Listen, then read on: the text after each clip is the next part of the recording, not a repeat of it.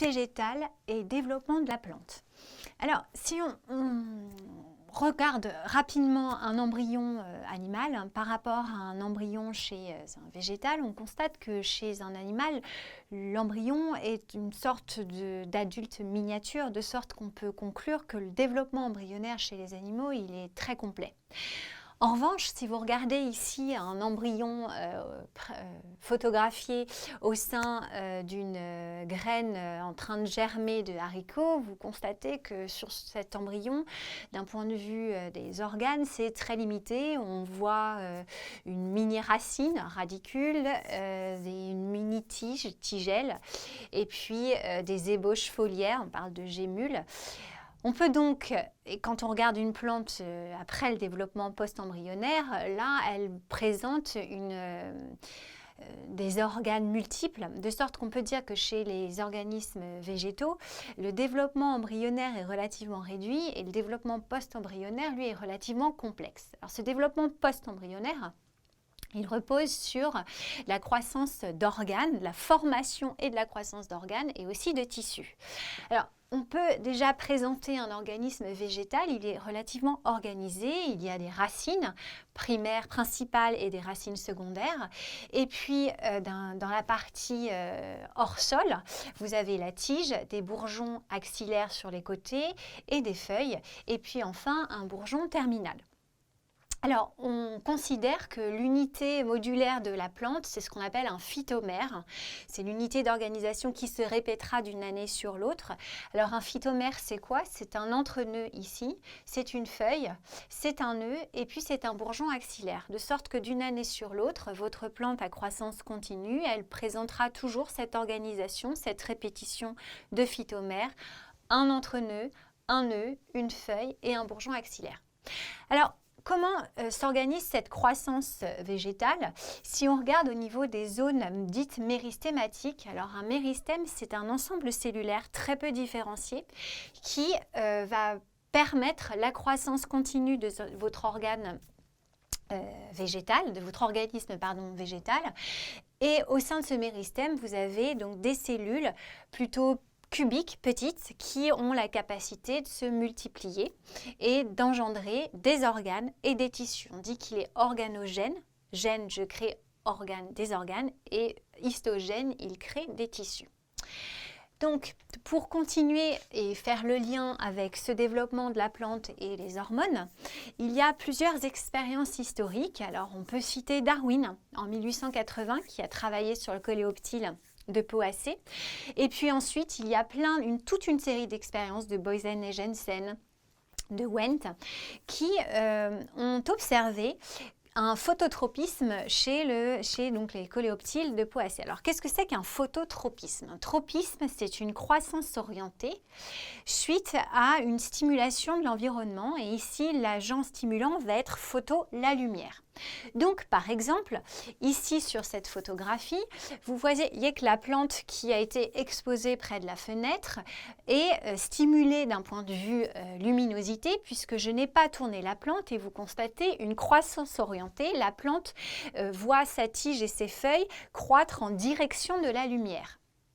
Ce phototropisme, il s'explique ici par un schéma, par finalement une croissance importante du côté opposé à la lumière et du côté de la lumière une faible croissance qui permet une courbure et ainsi d'augmenter sans finalisme la surface d'exposition des feuilles en direction de la lumière qui permet la photosynthèse. Alors, ce qui est intéressant, c'est que finalement, ici, j'assiste à une croissance surtout par élongation. Le coléoptile, historiquement, donc l'organe sur lequel Darwin, Boysen et Jensen, Wendt ont travaillé, il a une particularité, c'est de ne croître que par auxèse. Donc la croissance chez les végétaux, elle peut se faire soit par élongation, la cellule s'allonge, c'est ce qu'on appelle une auxèse, mais elle peut se faire aussi par multiplication cellulaire, c'est ce qu'on appelle une mérèse. Dans le cas de la tige du coléoptile étudiée par Wendt, Boysen et Jensen et d'autres, ou dans la photo que je vous ai présentée avec ma plante qui croît, qui pousse vers la lumière, c'est exclusivement une croissance par élongation, donc par oxèse. Et donc ce qu'on constate, c'est que quand on éclaire de manière non homogène, on parle d'éclairage anisotrope, je n'éclaire que d'un côté, la plante se courbe, la tige se courbe et on constate des cellules très allongées du côté opposé à la lumière. Et quand on fait une analyse chimique, on constate une concentration très importante d'une hormone, l'AIA, pour acide indole acétique ou auxine, l'autre nom c'est auxine pour oxèse, et donc cette hormone en fait elle est très concentrée du côté où on a une élongation et à l'échelle cellulaire, cette hormone, l'auxine ou l'acide indole acétique, AIA, permet l'élongation cellulaire. Donc ce gradient de concentration, j'ai plein d'auxine du côté, explique la courbure de ma tige. Alors cette auxine, cet acide indole acétique, AIA c'est pour auxine ou acide indole acétique, on sait qu'elle est produite surtout au niveau de l'extrémité, au niveau des bourgeons, donc au niveau de l'extrémité de la tige. Et c'est une hormone qui agit donc à distance sur des cellules cibles. C'est la définition d'hormone, c'est une molécule qui agit à distance. Donc là, elle va circuler soit par la sève, elle a plusieurs modes de circulation, surtout ici par la sève élaborée. Donc action à distance sur des cellules cibles qui présentent donc des récepteurs de forme complémentaire à l'hormone et qui va induire une réponse physiologique, en l'occurrence ici, une élongation. Une hormone, elle a une action aussi dose dépendante. Ici, à forte dose, elle va favoriser l'élongation des entrenœuds, par exemple. Elle va favoriser aussi le processus de fructification.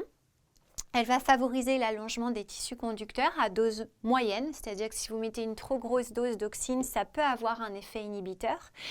Et à très forte dose, elle empêche la croissance racinaire.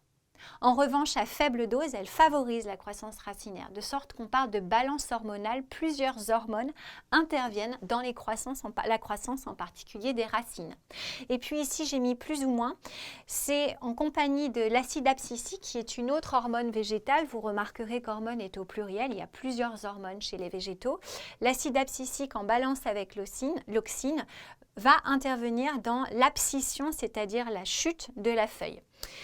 L'auxine à forte dose inhibe l'élongation racinaire.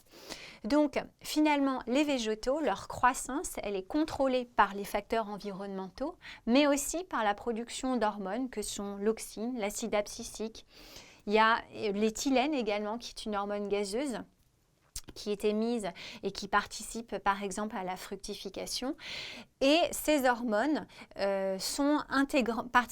participent à la croissance du végétal, qui est une croissance, ici, une croissance continue, par phytomère, par élongation des phytomères.